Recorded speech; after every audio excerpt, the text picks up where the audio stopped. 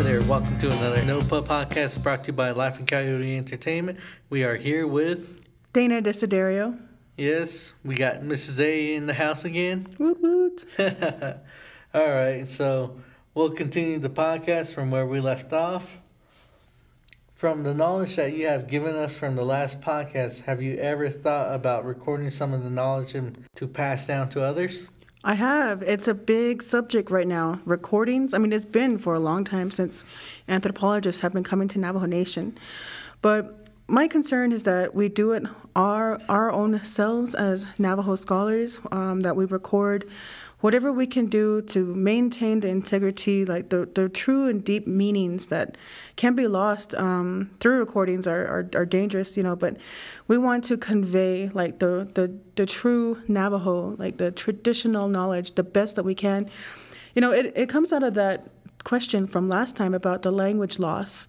People aren't speaking it anymore, and therefore we're not using the Navajo knowledge anymore. So in order to find ways to continue it, to revitalize it, to preserve it, and, grow with it, we are coming into the age of the digital Navajo. So we're all a part of this technological age, a digital world. We're on Facebook, we're on Twitter, we're on Instagram, we're on Snapchat, all these different mediums. So we can't go back to the Hogan the way that we used to live. It's just not going to happen. We're all too used to riding our Chevrolets. Like horses are now a luxury when back in then they were a necessity. So the old ways of living are not gone, but the deep philosophy, the core of it, the important parts that can carry us into the future, those things need to be shared and they need to be written out. They need to be done by us. And that's part of the point I'm trying to make, is that anthropologists with different lens, different paradigms that they come from, they put their own bias on the material that they produce. They have their own understanding of what Navajo is.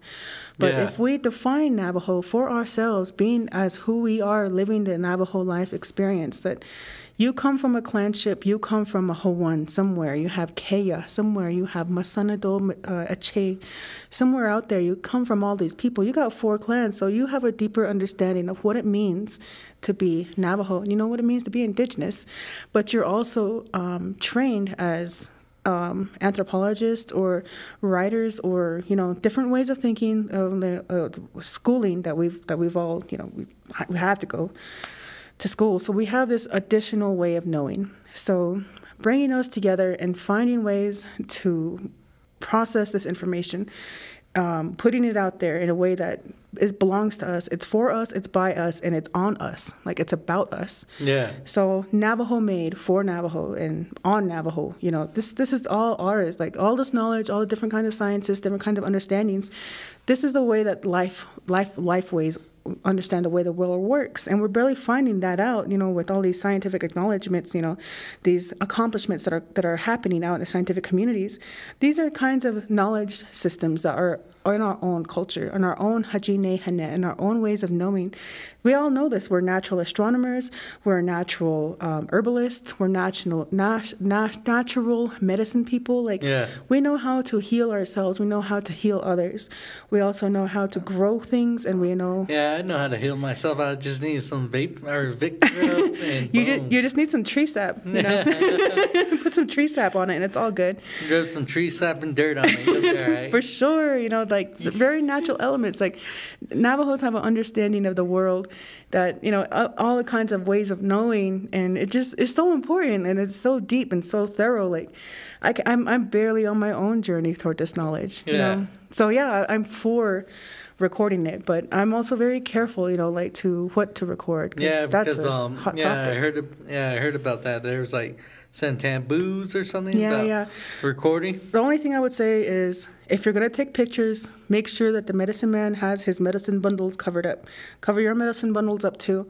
Everyone loves how to dress up in their turquoise and the shash belt and everything. That's great. You wear your TF, that's all good. Take pictures, share it, But any ceremonial parts, like maybe sand paintings or like medicine bundles, cover them before you take any photos. That's all I'm saying. And then as for prayers, I wouldn't record those at all. And then some songs are okay, like Dich Bean or Hawaan Bean or Sleep Bean. Those are okay. Those like mountain songs, home songs, horse songs. Like, so those are songs on a regular basis, regularly. But some ceremonial songs like during chances, and those are different kinds, and I wouldn't do it just because. I wouldn't do it for the sake of preserving it. You just can't. I wouldn't. I wouldn't. You could do it, but I wouldn't do it. And it just seems to me that if you want that kind of knowledge, you have to go and get it yourself, and you wouldn't record it. And it's part of that personal responsibility of having the energy to go after these kind of teachings.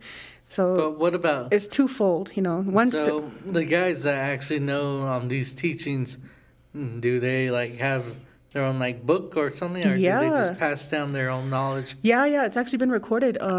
There's a Dana Institute. I forget the whole name. It's like DPI or something like that. DPI. Yeah, that one's out of Arizona. Like, it's related to Dana College, and they give workshops at different times of the year, especially during the winter. And so they encourage recording there, and they pass on a lot of the winter stories, the ones that you can only tell at winter. So they do that, and then Dr. Wilson O'Ronald, he's a well-known philosopher, Dene philosopher.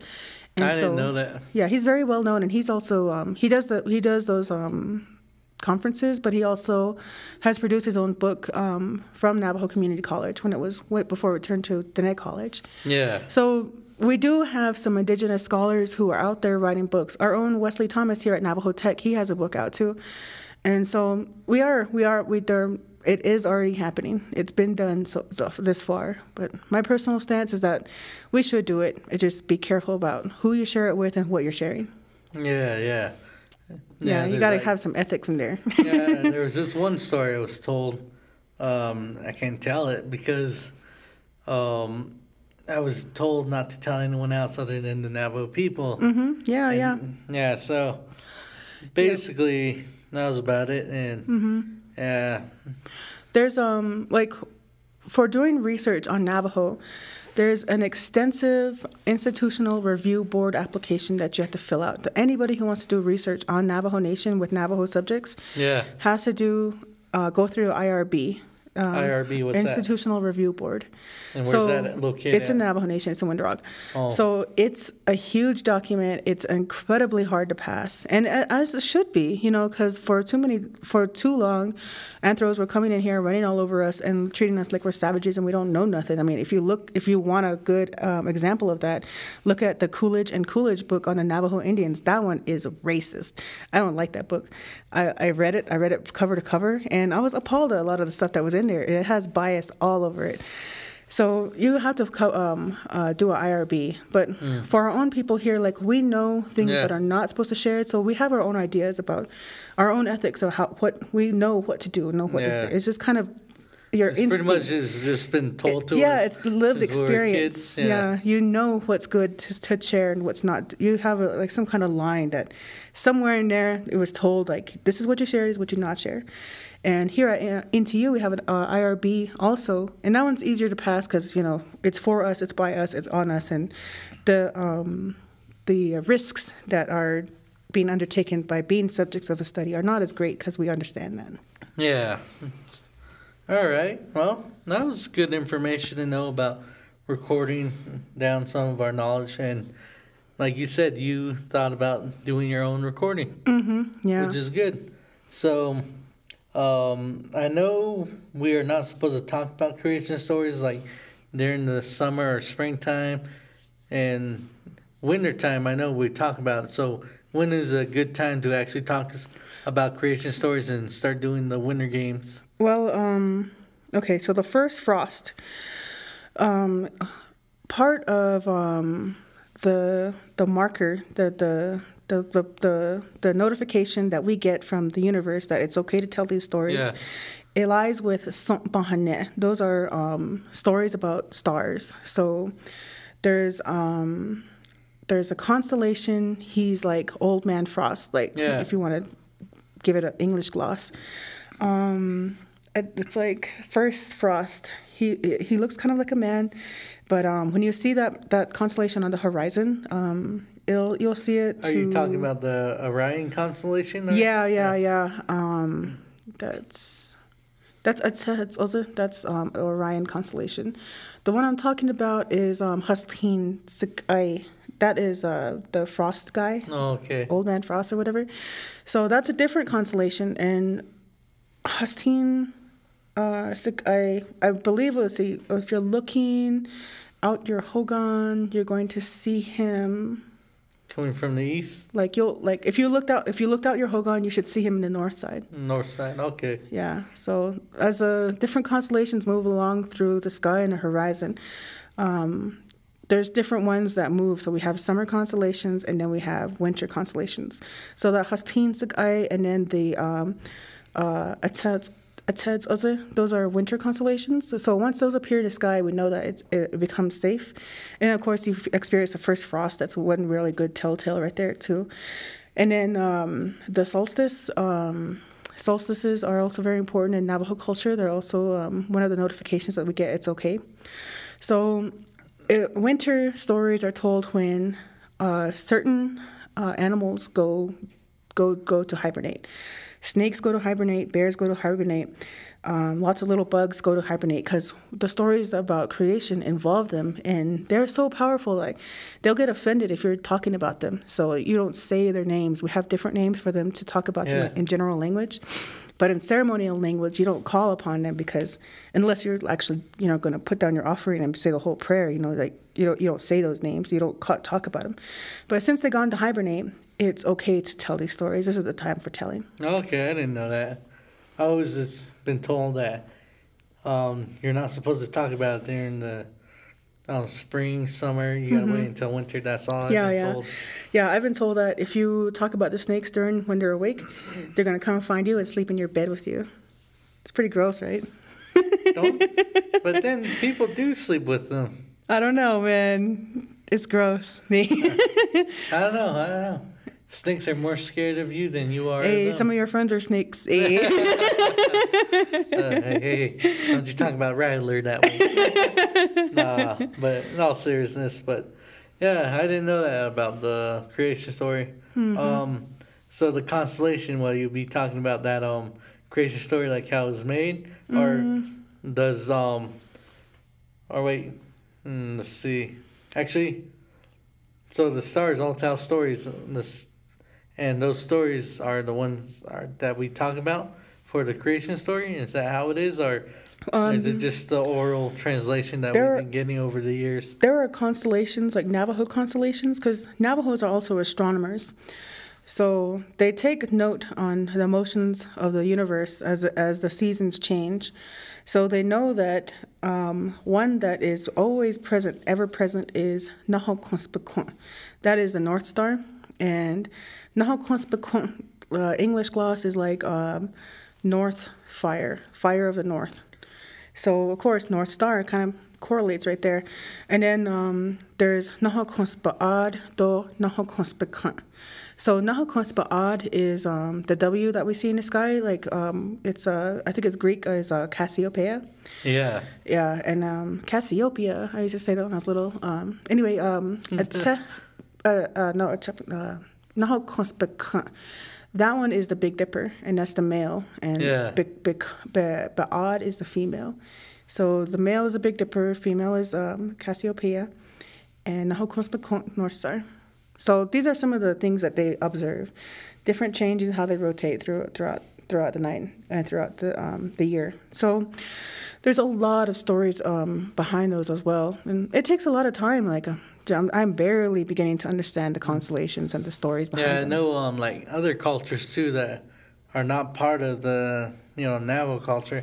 They also did the same thing. They kept, they were astronomers, and they actually kept track of the stars, like where they are. Absolutely right. I met this wonderful lady named Annette Lee from Minnesota. Yeah. She's half Ojibwe and half the Lakota. And she has a set of constellations from both tribes that she's from, like both ways of knowing. She has one in Ojibwe, so visually depicted these, like there's a great kind of like us. There's a frost guy, like a guy that brings the great winter. Yeah. So that's one of their constellations. And then on the Lakota side, there's also other constellations, and they have like animal constellations. Like for Ojibwe, the loon is a central one. So that one would be like, I can't remember like where it was, but it's right in the middle of the sky. So that one is like the great loon. And then in Lakota, they have like this thunderbird, and it's like an all-knowing and omnipresent force, like kind of like the creator. So that one's one of their major constellations. And then there's another set of constellations that she worked with that came from the Cree in Canada. And so what I thought was interesting was these are all northern tribes, like Ojibwe, Lakota, Cree. They're all way up there, like in Dakotas and Minnesota and Canada. And they orientate themselves to the north. You know, like here, Navajos, we're sun people. We follow the movements of the sun, Shabak Echo. Yeah. So we orientate ourselves toward the east. You know, we wait for that sun every day. But them, they face themselves toward the north. Yeah, doorway is always towards the east. Yep, Navajos always know which way is east. Yeah, so we never get lost. Yeah, for sure. We know which way is east. Yeah, like, oh my God, I spent like a couple months in Minnesota, and it was so cloudy. There was mists in the morning, and like it would be dark, and I'd be like up making my coffee, and then all of a sudden it's light, you know, because like the mists are so thick. Yeah. Fog is so thick. Like I didn't know where the sun rose, and then like the sun would set, the whole place would turn kind of yellow, like still with the mist and the fogs. Yeah. And then next thing you know, it's dark, and I'm like, where's the sunset? Where's west? I was lost, and I was so sad, man. I'm a sun person for real. But yeah, like those guys, they orientate themselves to the north, which is pretty neat, you know, especially that they think that special place near the North Star is a black field, like almost no stars are very bright. They say that that's where they came from. So they orientate themselves north where they came from. Really? I didn't know that. Yep, they have a whole bunch of stories too. It's amazing how many different ways of understanding there are that are so different among all these different tribes. It's a wealth of knowledge. What about any winter games can you talk to us about? I still haven't gone to a shoe game. I played it once when I was a kid. I heard it's a lot of fun, and they make fun of each other. Like, really? Yeah. Like there's songs like they mock each other. Like one of those songs that talks about Taji Belin, and they're making fun of this guy. I guess he has like a pet turkeys. Yeah. And they're like, haha, Taji Belin, you know, like his horse is a turkey. Yeah. You know? So one of those songs is like that. But yeah, like it's a mocking game, it's a guessing game, it's definitely a gambling game, and like the way it's told, like in creation stories, that these animals, they played against each other, you know, for different like eyeballs or tails or skin coverings, you know. So they had different things that they bartered on. But yeah, I still want to play. Like as a kid, they showed us it, but you know, I was small. I didn't really have that much of understanding of any of it. Like to me, it was like fairy tales to me, like bedtime stories. Yeah, I remember that. Back in elementary for me. Yeah, for real. It was my elementary before 5th grade. That's when I went to public school at 6th grade, so it was before then. Yeah. All right then. What can you tell us about Navajo cultures and beliefs? Well, okay, Navajo culture is a prayerful one. My uncle tells me that no one can be hardcore Navajo. It's too hard. It's too much. No one can do it anymore. Isn't that what they say, like, with the crazy story, not one person can have all the knowledge? That's true. So being in Navajo is hard, and to his understanding. And no one person can be Navajo. But no one person can be hardcore indigenous. Yeah, no one can do it anymore. He said, we're all grown too soft. And, you know, that may be true. But like what you were saying is the stories are so diverse. Everyone has their own understanding. They have their own piece of the puzzle. Like Hajine Hanet is not just one story of creation. It has so many different versions and different levels of understanding. Like it depends on the audience. It depends on the storyteller, which version you're going to or which version you're going to tell. And then there's parts that they leave out. Yeah, definitely. Like some people, like we're supposed to not give all of your information away. You save some for yourself because that's your armor, your protection. So that's why people, you know, pay money to a medicine person. It's not like for the medicine man's graceful time. Well, that's what I was told. Yeah, someone told me that we're not supposed to pay medicine man like cash. It's not supposed to be cash. And they're not supposed to make their own price. You're not even supposed to demand thousands of dollars in ridiculous stuff. Like, that's too much. That's colonized, capitalistic ideas that are just... We're supposed to, like, trade with them. And if they're satisfied with that trade, then, all right, if we give them horses, sheep, or something, whatever, then if they're satisfied with that, then boom. All right, they'll do their ceremony. A good way to think about it is like, okay, you have armor. We have a piece of armor. I'm going to take off my gauntlet and give it to you because you are in need of protection. So I give you my gauntlet. But I have this missing piece right here. I still need my protection. So you will offer something to me for giving you this protection. So that's what it's like when you're supposed to trade with a medicine man for a service or a prayer.